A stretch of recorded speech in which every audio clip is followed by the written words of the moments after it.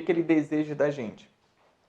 Que nós construamos um gráfico que informe o comportamento do espaço em função do tempo de um trem, uma locomotiva que se move, mas com comportamentos diferentes de velocidade. Ele primeiro indica que essa locomotiva parte acelerada, e então nós temos no primeiro trecho, ele divide o movimento em trechos iguais em tempo, tá? Então ele fala primeiro terço, segundo terço, terceiro terço. Então no primeiro terço do movimento, ele indica que o movimento é acelerado, ele deixa bem claro isso no movimento, no texto. No segundo momento, ele chega a informar que o objeto adquire uma velocidade desejada e ele passa a se mover com velocidade o quê? Constante. E no terceiro, para que o passageiro chegue à estação com conforto, é necessário o quê? Que o trem ele retarde, vá lentamente reduzindo a sua velocidade até atingir no final aquele repouso. E, portanto, você tem um movimento retardado. Para construir esses gráficos, matematicamente seria ideal que a gente comparasse com as funções do primeiro ou do segundo grau.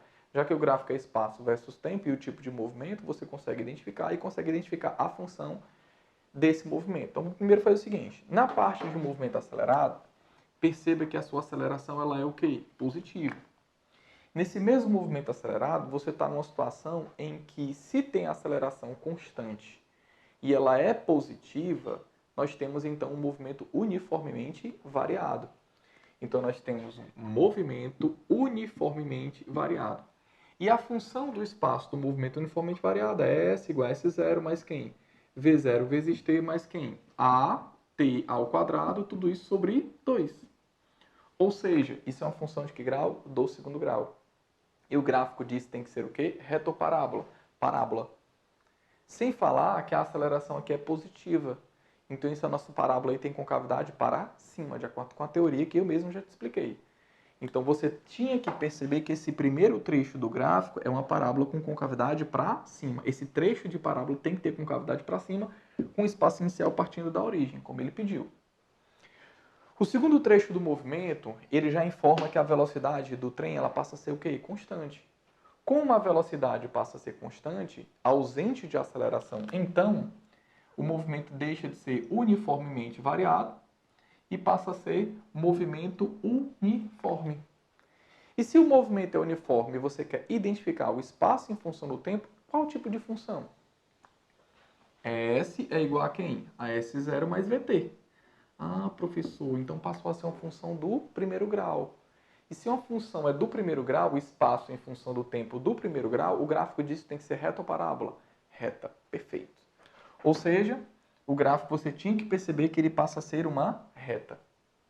Logo em seguida, ele já passa para uma situação onde no terceiro terço do movimento, aí o movimento passa a ser retardado. A aceleração ela passa a ser o quê? Negativa. Ele informa tudo isso no texto.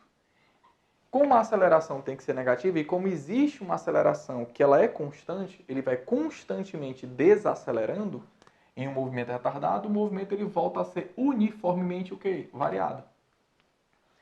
Movimento uniformemente variado, função horária do espaço do movimento uniformemente variado. Qual é? S é igual a S0 mais V0 vezes T, mais a T ao quadrado, tudo isso sobre 2.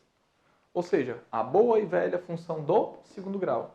Informando a você que o gráfico volta a ser parábola, só que agora cuidado, porque essa aceleração dessa vez ela é negativa. Então essa parábola ela passa a ter concavidade para baixo. Então você tinha que procurar nos itens algum gráfico que indicasse esse tipo de comportamento. Beleza?